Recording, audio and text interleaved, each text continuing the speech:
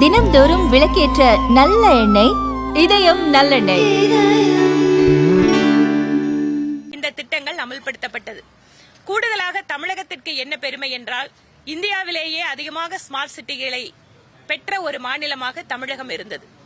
கோயம்புத்தூரில் அதில் கூடுதல் சிறப்பு என்னவென்றால், ஸ்மார்ட் சிட்டி திட்டத்தில் கோயம்புத்தூர் மாநகருக்கு அருகில் இருக்கக்கூடிய, மாநகருக்கு உள்ளே இருக்கக்கூடிய 7 குளங்கள் சீரமைக்கப்பட்டு இந்த ஸ்மார்ட் சிட்டி திட்டத்தில் அவையெல்லாம் மேம்படுத்தப்பட்டு இன்று மக்களுடைய பயன்பாட்டிற்காக அழகாக பயன்படுத்தப்பட்டு வருகிறது. இடையிலே 2021 இதனுடைய பணிகள் சுணக்கமாக இருந்தபோது சட்டப்பேரவையிலே பலமுறை இதற்காக குரல் கொடுத்து இன்று ஒரு சீரமைக்கப்பட்டு மக்களுடைய பயன்பாட்டிற்கு இந்த ஸ்மார்ட் சிட்டி திட்டங்கள் வாயிலாக மக்களுக்கு ஒரு அருமையான அழகான இடங்கள் கிடைப்பது என்பது எங்களுக்கு சந்தோஷத்தை தருகிறது. நாளை மறுநாள் நம்முடைய மரியாதைக்குரிய இந்திய துணை குடியரசுத் தலைவர் திரு CP ராதாகிருஷ்ணன் அவர்கள் அவர் பதவியேற்றதற்கு பின்பாக முதன்முறையாக தமிழகம் வருகிறார். அதுவும் அவருடைய சொந்த மாவட்டமான கோவைக்கு வருகை தருவது கூடுதல் மகிழ்ச்சி. அவருக்கான வரவேற்பு ஏற்பாடுகளை பாரதிய ஜனதா கட்சியும் செய்து கொண்டிருக்கிறது. அதேபோல கோயம்புத்தூர் சிட்டிசன்ஸ் ஃபாரம் என்கின்ற கோவையில் இருக்கக்கூடிய பல்வேறு துறைகளை சார்ந்த, பிரிவுகளை சார்ந்த அனைத்து நபர்களையும் உள்ளடக்கிய மிகப்பெரிய வரவேற்பு நிகழ்ச்சியும் காலை 10 மணி அளவிலே கொடிசியாவில் நடக்க இருக்கிறது. இதற்கான ஏற்பாடுகள் நடந்து கொண்டிருக்கிறது. இவை இல்லாமல் டவுன்ஹாலில் இருக்கக்கூடிய மகாத்மா காந்தியடிகளுடைய சிலைக்கு மதியம் 2 மணிக்கு அவர் மாலை அணிவிக்கிறார்.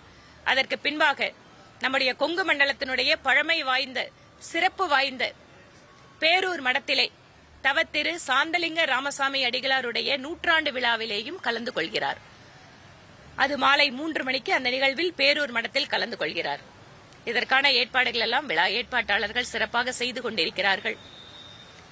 துணை குடியரசுத் தலைவர் வருகின்ற பொழுது இதுவரை தமிழகத்திற்கு கிடைக்காத பெருமை, அதுவும் கொங்கு மண்டலத்திற்கு கிடைக்காத ஒரு பெருமையை பாரத பிரதமர் நரேந்திர மோடி அவர்களும் பாரதிய ஜனதா கட்சியும் தேசிய ஜனநாயக கூட்டணியும் உருவாக்கி கொடுத்திருக்கிறார்கள்.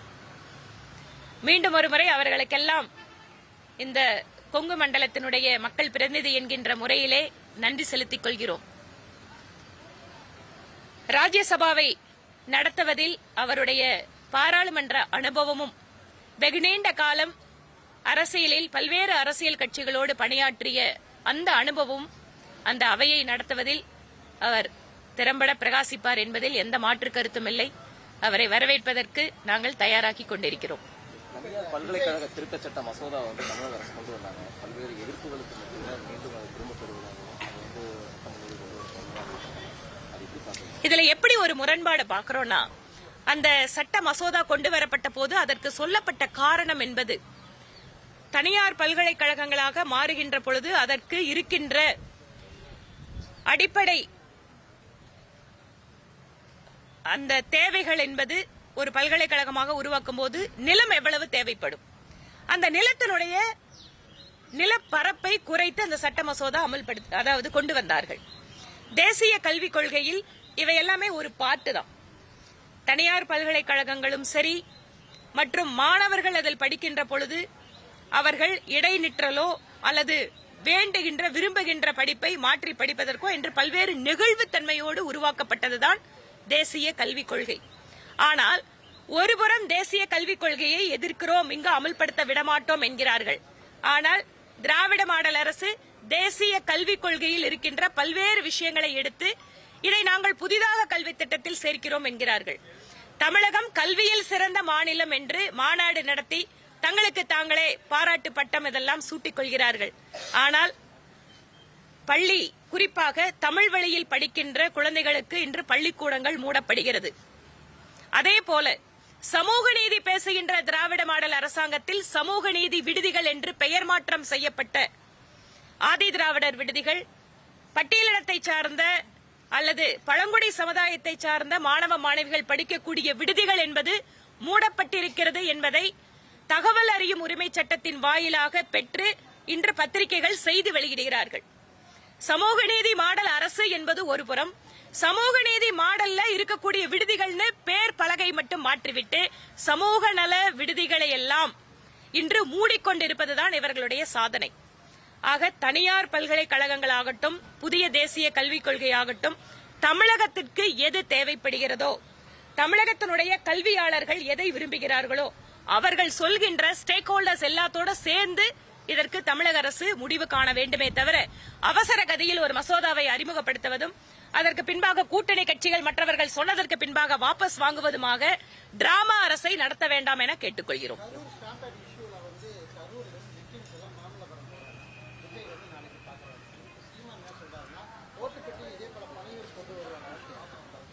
நான் இந்த விஷயத்துல அவருக்கு என்ன பதில் சொல்றீங்க, இவரோட கருத்துக்கு என்ன பதில் சொல்றீங்களுக்குள்ள நான் வந்து போக விரும்பல. ஆனால் கரூர் துயர சம்பவத்திற்கு பின்பாக அந்த கட்சியினுடைய தலைவர் அவர் கரூருக்கு போயிருக்கலாமா வேண்டாமா, அது அவங்க கட்சி கிட்ட நீங்க கேட்க வேண்டிய கேள்வி. குறைந்தபட்சம் மக்களை பார்க்கிறார் அப்படிங்கறதே ஒரு நல்ல விஷயம்தான். இதில் சிபிஐ விசாரணை இப்போது கொடுக்கப்பட்டிருக்கிறது. உண்மை வெளிவருகின்ற பொழுது நீதி கிடைப்பதற்கு நம்மளுக்கு வாய்ப்பு பிரகாசமாக இருக்கிறது. இப்போ வரைக்கும் அவர் கரூர் போகலன்றதே மிகப்பெரிய ஒரு சர்ச்சைக்குரிய விஷயமாக விமர்சனத்துக்குள்ளாக ஒரு நிலையில பாதிக்கப்பட்டவங்களை சென்னைக்கு அழைத்து சென்று தன்னுடைய இடத்துல அவர் பார்க்கிறாரு அப்படின்றது. இதுல நான் பாக்குறதுக்கு ஒண்ணும் இல்ல. இதுல ஏதாவது கேள்வி இருந்தா நீங்க டிவி கிட்ட கேட்கணும்.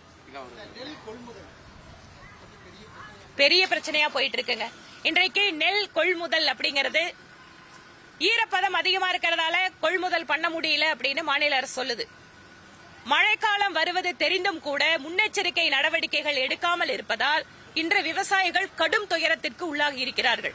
சட்டப்பேரவையிலே இது எதிரொலித்தது.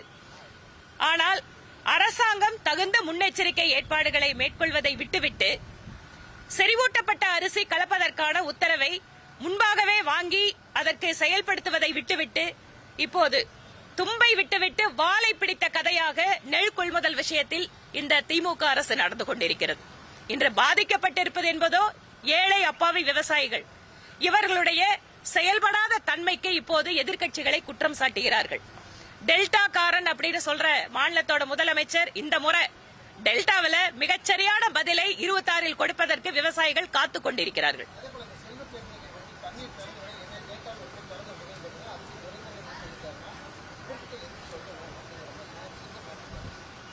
இது சின்ன மேட்டரா பெரிய மேட்டரா அப்படிங்கறதல்ல. அந்த தொகுதியினுடைய எம்எல்ஏக்கு முக்கியத்துவம் கொடுக்கறாங்களா அப்படிங்கறதா முக்கியம்.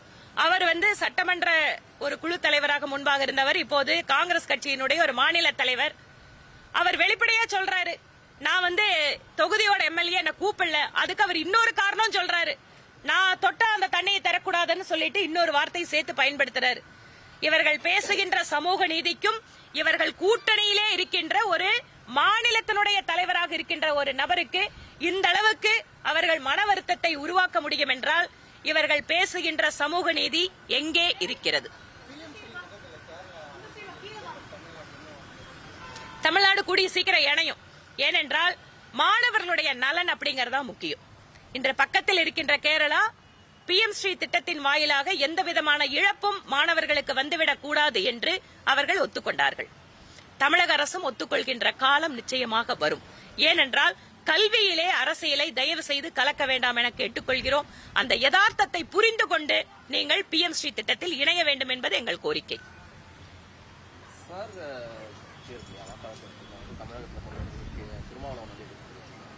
யாரெல்லாம் எதிர்ப்பு தெரிவிக்கிறாங்கன்னு பாருங்க.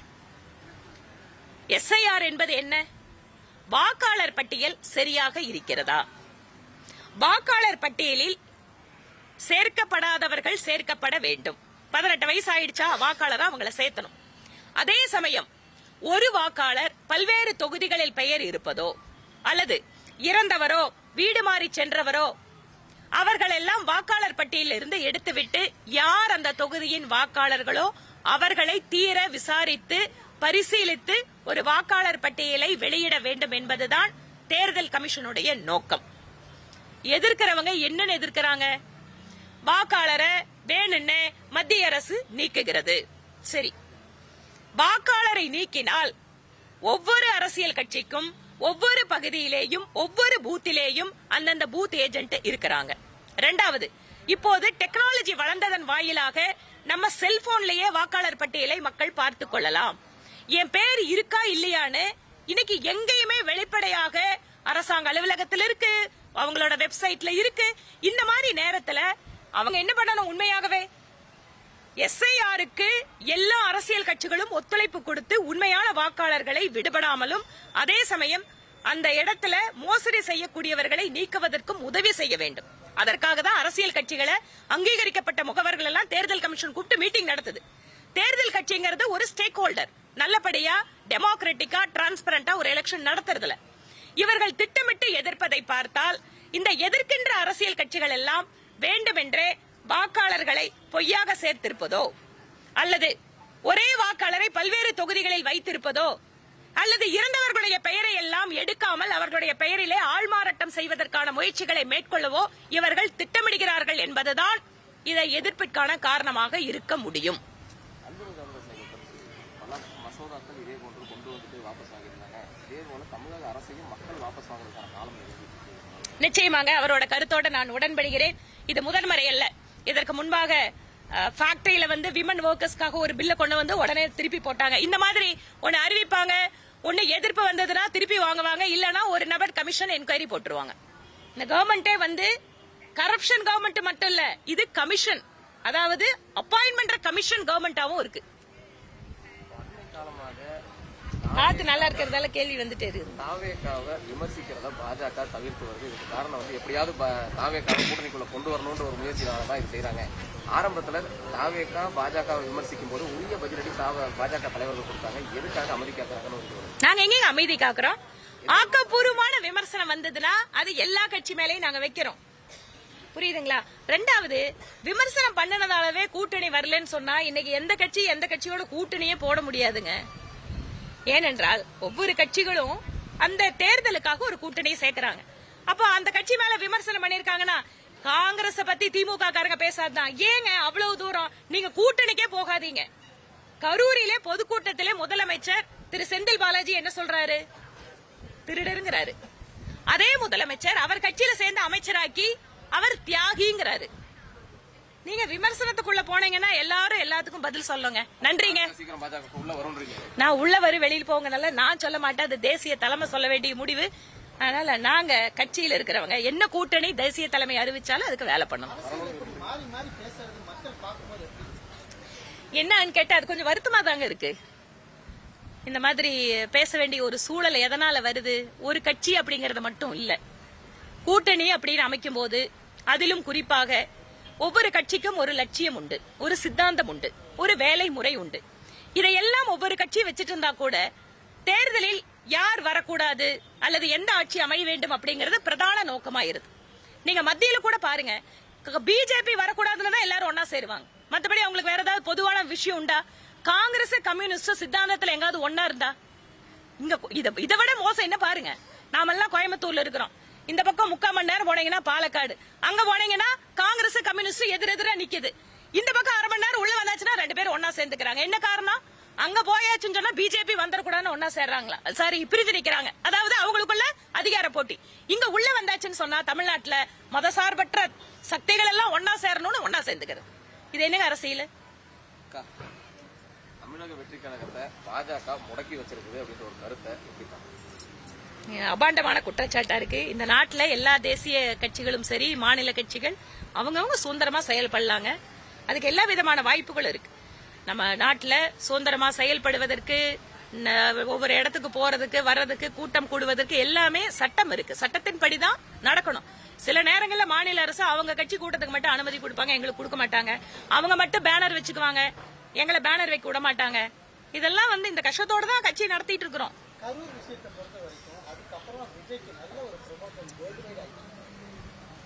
எனக்கு தெரியலீங்க, நீங்க சொல்றீங்க. சரி, ஓகே, உங்க ஸ்டேட்மெண்ட் நான் கேட்டுக்கிறேன். என்னன்னா, அயல்நாட்டு தூதர்கள் எல்லாம் விஜயை சந்திக்கிறதுக்கு மத்திய உள்துறை அமைச்சர்கிட்ட அனுமதி கேட்டதா ஒரு கடந்த சில நாட்களுக்கு. எனக்கு அதை பத்தி எதுவும் தெரியாதுங்க. உள்துறை அமைச்சர்கிட்ட யார் கேட்டிருக்காங்கன்னு தெரியாது. இல்ல இவரை பாக்குற கேட்டிருக்காங்களா எனக்கு தெரியாது. நான் உள்துறை அமைச்சகத்துல இல்ல. ஆனா தாவேகாவுக்கும் பாஜகவுக்கும் எந்த சம்பந்தமும் இல்லை. நீங்க தான் மீடியாவில் எழுதுறத நாங்களும் பாத்துக்கிறோம். அதுக்கு மேல எனக்கு ஒண்ணும் தெரியாது. நன்றிங்க. எப்போ